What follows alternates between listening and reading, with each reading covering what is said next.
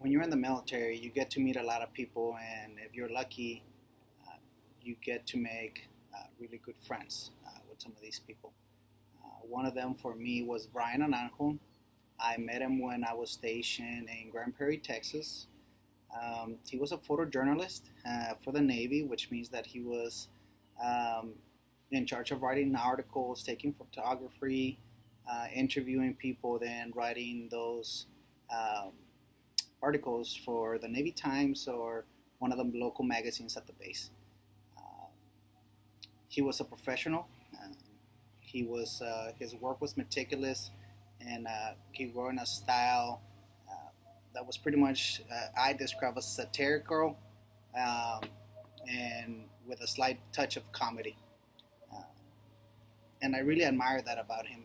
He could find the good things um, on anybody, and once he wrote his article, he left the reader uh, with some knowledge and with a smile in their face because he always made it something funny regarding no matter what the subject was. Um, when we met in Grand Prairie, we were both second class petty officers in the United States Navy, which in essence meant that we had to compete against each other. However, Brian is the only person in the Navy who I never felt the need to compete with or against. Um, really, because I immediately knew that he was better than me, so I had no expectations of, you know, competing against him. Uh, Other than that, he was also the only other Mexican at the command, so we immediately became friends.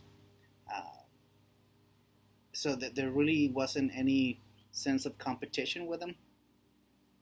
Not only that, but he worked directly for the chief of staff, so he didn't answer to anybody, and that was pretty much it.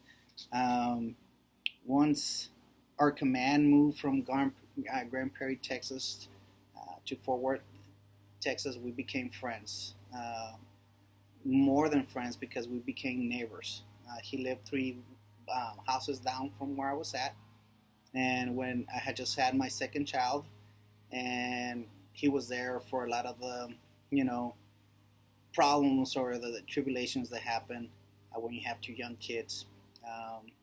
One time, um, I happened to pass out while I was taking a shower, and I woke up to him helping my wife getting me out of the shower, and he took me to the hospital and stayed with me uh, till I was discharged.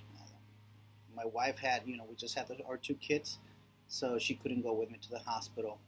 Uh, Once somebody sees you at your worst, uh, the only way you can pay back that person is by being an unconditional friend, and that's what I was to him, and I'm hoping that he was, he felt the same way for me. Um, Once we moved to Fort Worth, he was going through a rough patch in his marriage. Him and his wife separated, so his kids and her went up north, and he was left alone in a house. Um, so we would hang out all the time. He loved to cook.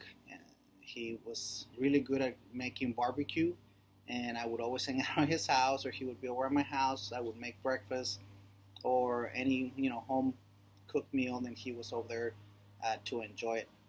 Um, Brian wasn't necessarily a sports guy. He didn't play basketball. Um, he didn't play uh, baseball or any sports, which I do. But he could run. So we became um, runners. We would run for 8 to 10 miles a day, and he was the person that gave me my first set of running shoes, and I kept those shoes for several years after I transferred because they meant that much to me. Um, he was also the guy that once anybody transferred from our command, um, somehow he came up with the idea of having everybody sign their name on a picture frame, and he always would come up with a little poem poking fun of that person, somehow finding the funniest things, even the simplest things to make us laugh and make that person feel nice about our time there. I still have my frame that he gave me a long time ago. Um, the one thing that we had most in common or was that we were both loved to write. Um, to me, he was my inspiration to actually pursue writing because when I met him, he was already writing. He was working on a book, which was very impressive. And to me, was if he can do it, I can do it type of thing. Um, I had the privilege of reading his manuscript, and it was funny. I cried, even though I only read a couple of chapters.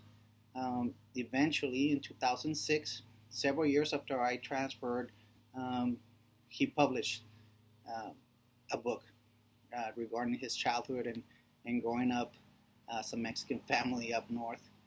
In 2009, he published another book, The Tamale List, and it was very funny. Once I read him, I could only compare him with David Rice or Oscar Cázares. Uh, very nice, very funny. Unfortunately, he passed out. Well, he didn't pass out. He passed away outside of his home from a heart attack several years back. Um, I didn't get to say goodbye to him. The Navy did.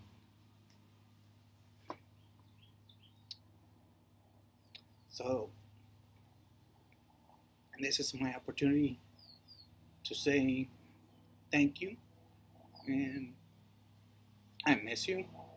Um,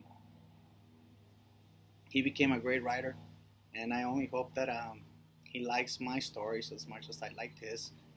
Um, so, all I can say is fair winds um, and following seas, my friend.